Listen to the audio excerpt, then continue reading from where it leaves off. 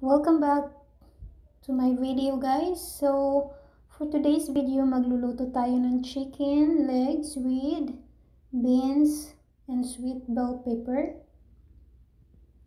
So simple recipe, guys. So first, oil, and then garlic and white onion. So lagay natin ang chicken legs. So I have only 5 pieces of chicken legs.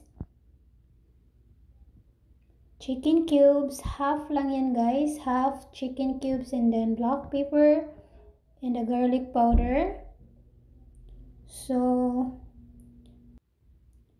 Kikkoman soy sauce. Mga 1/2 cup lang yan, guys, ang soy sauce natin.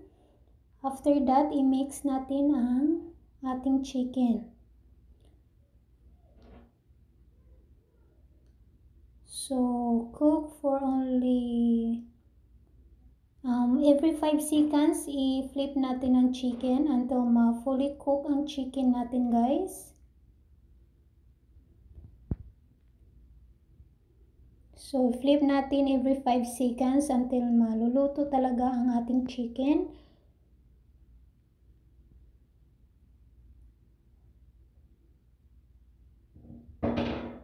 And then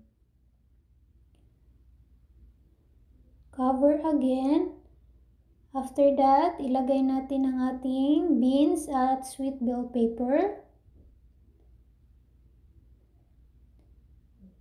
At mag-add tayo ng monster chicken seasoning, guys, sa ating beans.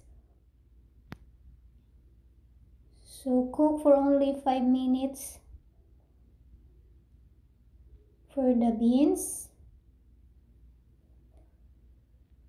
So ito na yun, guys. Tapos na ang ating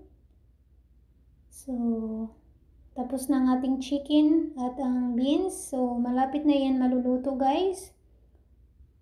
Until half cook lang yan ang beans natin. So yeah.